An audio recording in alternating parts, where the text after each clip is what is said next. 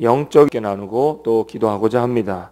지난 4월 6일 월요일 한 인터넷 기사에는 이 봄을 맞아서 상춘객들이 아슬아슬한 봄나들이를 하고 있다라는 내용의 기사가 나온 적이 있습니다. 그 중에 한 내용에는 이 코로나19 확산 방지를 위해서 속초시가 이 벚꽃 군락지에 이 강화된 사회적 거리두기 이 행정 조치를 취했지만 속초의 대표적인 이 관광 명소인 벚꽃 터널에는 그날 4월 5일 주일 하루에만 이 상춘객들이 3,000명이 넘는 사람이 방문했다라고 기사가 나온 것을 보게 되었습니다. 하지만 동시에 요즘에 다른 내용들의 기사도 많이 쏟아지고 있는데요. 한 뉴스에는 급증하는 이 실직자에 대한 내용들을 다루면서 코로나19가 본격적으로 확산되던 지난달 3월달 들어서 이 신규 실업급여 신청자가 8만 6천 명 가량으로 같은 해 지난해 같은 기간보다 약 40% 정도 폭증했다라고 기사를 내게 되었습니다. 신청자의 규모가 특정 기간에 몰리는 것이 아니라 3월달 내내 꾸준하게 증가세를 보였다라는 내용의 기사가 나오게 된 것이죠. 꽃이 피고 봄이 찾아왔지만 이런 기사들은 여전히 우리 시대에 지금 이 시대의 슬픈 겨울의 모습을 보여주는 것만 같습니다. 요즘 이 땅에서 청년들은 직업 상실의 추위를 겪고 있다고 하고 장년들은 희망 상실의 추위를 겪고 있다고 하고 우리 노년들은 현금이 없는 추위를 겪고 있다라는 얘기도 들리는 것을 보게 됩니다. 그런데 이보다 더 심한 추위가 있다면 우리 시대의 사람들이 신앙을 잃어버리거나 또는 신앙이 차가워지는 영적인 겨울을 맞이하고 있다는 데 문제가 있습니다. 한국 개신교에서는 신앙은 있는데 이 교회 출석을 하지 않은 분들을 가나안 성도, 즉 안나가 성도라고 부르게 되죠. 이러한 가나안 성도의 증가는 우리 시대가 영적인 겨울을 지나고 있다는 반증이 되는지도 모릅니다. 오늘 우리는 본문에서 바로 그런 영적인 겨울을 맞이하고 있는 예수님의 제자 베드로를 만나게 됩니다. 그는 한때 영적인 열정을 불태우면서 예수님의 수제자로서 예수님을 따라 섬기던 사람이었는데 그가 지금 자신의 신앙의 길에서 가장 어둡고 가장 추운 길을 맞이하고 있다라는 것이죠. 그렇다면 베드로가 그의 인생에서 이런 혹독한 영적인 겨울을 맞이하게 된 이유는 어디에 있을까요? 첫째로 베드로는 멀찍이 예수를 따랐기 때문입니다. 오늘 본문 13절은 우리가 읽지 않았지만 13절은 시몬 베드로와 또 다른 제자 한 사람이 예수를 따르니 이 제자는 15절은 대제사장과 아는 사람이라 예수와 함께 대제사장의 집들에 들어가고 라고 기록하고 있습니다. 그런데 이 같은 사건을 기록하고 있는 마가복음 14장 54절 말씀을 보면 베드로가 예수를 멀찍이 따라 대제사장의 집들 안까지 들어가서 아랫 사람들과 함께 앉아 불을 쬐더라 라고 기록하고 있습니다. 또 같은 내용이 기록된 누가복음 또한 22장 54절에서 예수를 잡아 끌고 대제사장의 집으로 들어갈새 베드로가 멀찍이 따라가니라 라고 기록하고 있습니다. 지금 마가복음과 누가복음에서 이 상황을 공통적으로 묘사하고 있는 단어가 무엇입니까? 베드로가 예수님을 멀찍이 따르고 있음을 주목하고 있다라는 것이죠. 예수님이 체포되어서 신문을 위해 들어가신 대제사장의 집에 도착하신 후에도 베드로는 한동안 이 대제사장의 집 문 밖에서 기다리고 있었던 것으로 보입니다. 본문 16절은 베드로는 문 밖에 서 있는지라 대제사장을 아는 그 다른 제자가 나가서 문 지키는 여자에게 말하여 베드로를 데리고 들어오니 라고 나오고 있습니다. 이미 상황이 예수님께 불리하게 진행되고 있다라는 것을 판단한 베드로는 예수님을 가까이 함이 곧 자신에게 있어서 손해가 된다라고 판단했을지도 모릅니다. 그래서 그는 무의식적으로 예수님과 거리를 두려고 했던 모습이 나오게 되는지도 모르죠. 예수님을 가까이 따르는 성도에게도 신앙이 시험을 받는 위기를 극복한다라는 것은 쉬운 일이 아닙니다. 그러나 그럼에도 우리가 점검해야 하는 것은 예수를 멀찍이 따름으로 그럼 그런 위기를 극복할 수 있느냐라는 것입니다. 1800년대 영국의 사라 애덤스라는 이 한 여배우가 있었습니다. 그녀는 이 셰익스피어의 원고 희곡 이 맥베스에서 이 맥베스의 부인 역할을 맡아서 인기가 아주 많았던 이 분이었죠. 그러나 무리한 활동으로 쓰러졌고 다시는 무대에 설 수 없다는 절망에 쌓이게 됩니다. 그런 그녀가 1840년 어느 날 이 창세기를 읽는 가운데 야곱을 이 꿈을 통해 만나 주신 하나님에 대해서 묵상하다가 내가 너를 떠나지 아니하리라라는 말씀을 떠올리게 되었고 펜을 들어서 시 한 편을 써내려 가게 됩니다. 그 시가 바로 찬송가 내 주를 가까이 하게 함은으로 번역되었고 이 시를 발표한 후에 그녀는 43세의 젊은 나이로 이 세상을 떠나게 됩니다. 그 찬송가의 가사가 이렇죠. 내 주를 가까이 하게 함은 십자가 짐 같은 고생이나 내 일생 소원은 늘 찬송하면서 주께 더 나아가기 원합니다. 라는 내용의 가사입니다. 이 찬송은 기독교 역사를 통해서 위기에 처한 성도들을 주님께로 가까이 인도하는 훌륭한 도구로 사용되는 찬양이 되었습니다. 이 찬양은 또한 우리가 알고 있는 이 타이타닉호의 침몰의 마지막 현장에서 이 배가 침몰되는 그 순간까지 연주되었던 찬양으로서 그날 수많은 영혼들을 주님께로 인도하였던 찬양이기도 합니다. 그리고 이 찬양은 2013년 2월 32세의 나이로 우리 곁을 떠난 밴드 울랄라 세션의 리더 임윤택 씨가 산소호흡기를 달고 마지막까지 불렀던 찬송이 바로 이 찬송이기도 합니다. 사랑하는 성도 여러분, 그렇다면 오늘 저와 여러분은 어떻습니까? 주님을 가까이 따르고 계십니까? 아니면 오늘 이 시몬 베드로처럼 주님을 멀찍이서 따르고 계십니까? 고난주간을 지나는 가운데 우리의 신앙 여정 동안 일생 동안 주님을 늘 가까이 따르는 저와 여러분이 되시기를 간절히 소망합니다. 베드로가 그의 인생에서 혹독한 영적인 겨울을 맞이한 이유가 어디에 있을까요? 첫째로 그는 멀찍이 예수님을 따랐다면 두 번째로 그는 육신의 위로만을 구하였습니다. 본문 18절에는 이렇게 말씀합니다. 그때가 추운 고로 종과 아랫사람들이 불을 피우고 서서 쬐니 베드로도 함께 서서 쬐더라. 잠시 후에 예수님을 부인하게 될 이 현장에서 이 베드로에게 지금 유일한 위로가 있었다면 바로 불을 쬐는 일이었습니다. 물론 추운 겨울에 추운 날씨에 불을 쬐는 것이 잘못된 일이라고만 볼 수는 없을 겁니다. 누구라도 그렇게 했을 것이죠. 육신이 있는 인간이 이 육신의 편리함을 추구하는 것이 비난할 수 없는 인지상정이라고 말할 수 있을 겁니다. 하지만 지금 베드로의 진짜 문제는 그가 육신적인 위로만을 구했다는 것입니다. 정작 자신의 식어지는 믿음에는 불을 붙일 생각을 하고 있지 않았다라는 것이죠.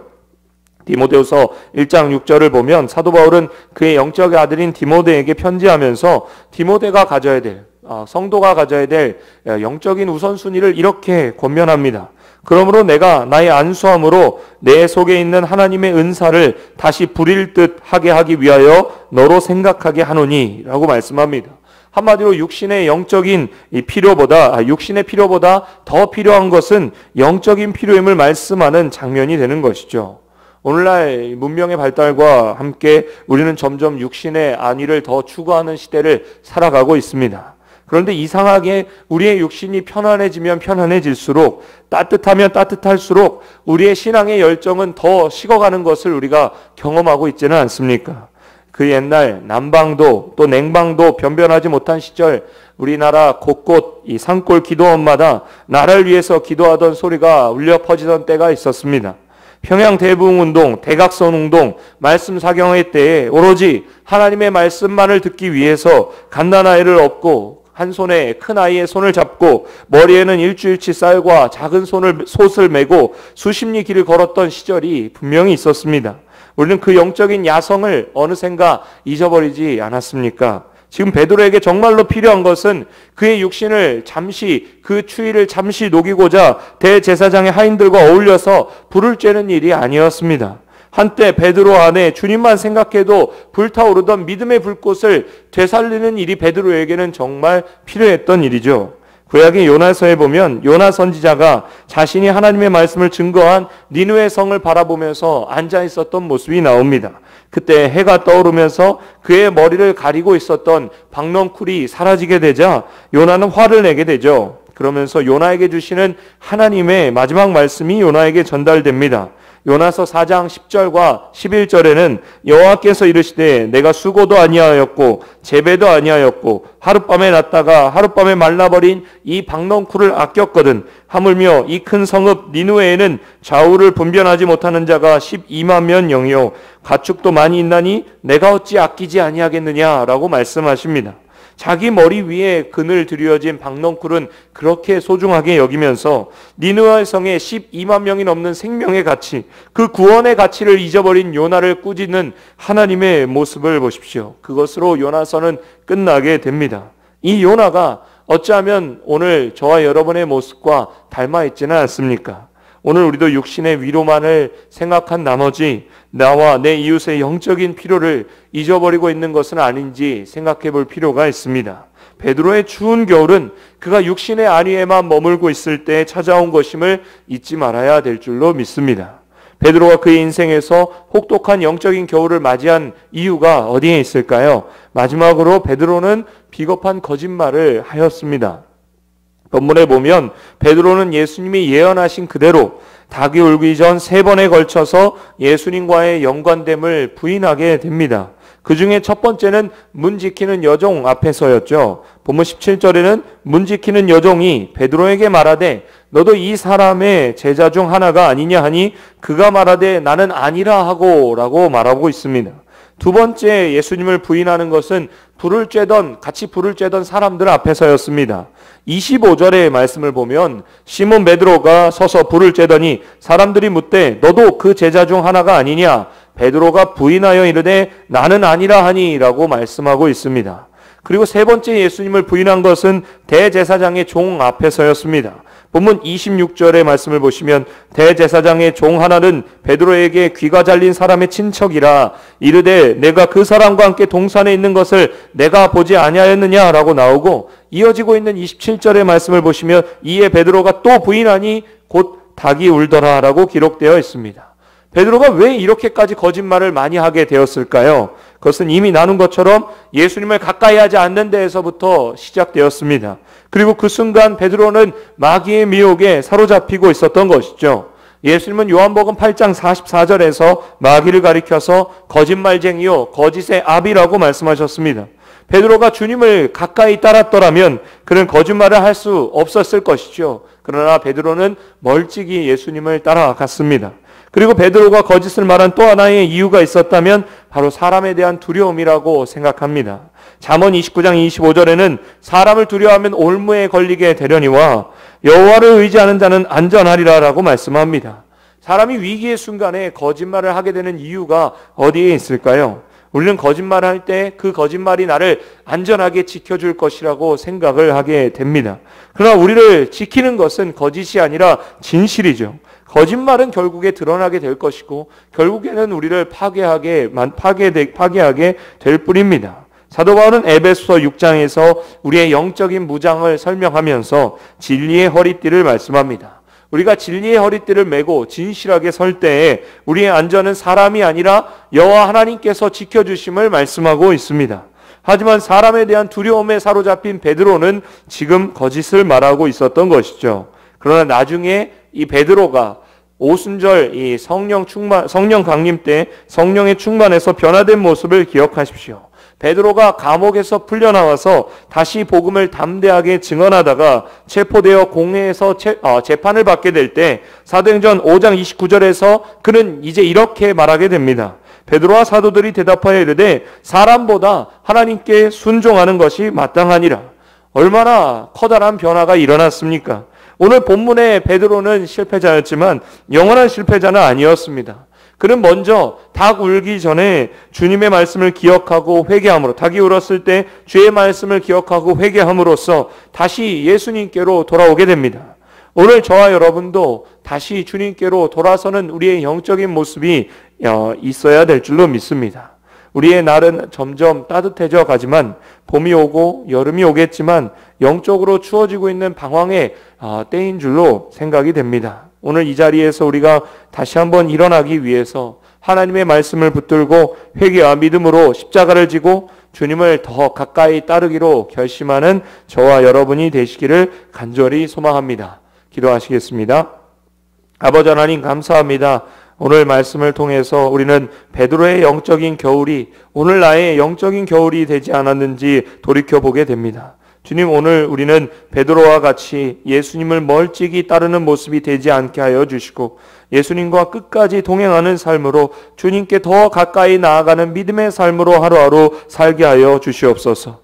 또한 이 시간 우리가 기도하며 나아갈 때 우리의 육신의 위로만을 구하는 것이 아니라 더 중요한 것이 있음을, 우리의 영적인 위로가, 우리의 영적인 안위가 더 중요함을 깨닫게 하여 주시고 주님을 구하며 주님께로 가까이 나아갈 수 있는 믿음의 모습을 살게 하여 주시옵소서. 우리를 지키는 것은 사람이 아니요 환경이 아니요 하나님임을 깨닫게 하여 주시옵시고 오직 진리의 띠를 허리에 메고 주님 앞에 굳건히 서 나아가는 믿음으로 살게 하여 주시옵소서. 우리의 힘으로 할 수 없음을 고백합니다. 이 시간 기도하며 간구하며 나갈 때 성령의 충만함을 부어주셔서 오직 믿음의 주여 온전하게 하시는 이인 예수님만을 바라보는 주님의 자녀들이 되게 하여 주시옵소서. 감사와 찬양을 주께 드리며 예수님의 이름으로 기도드립니다.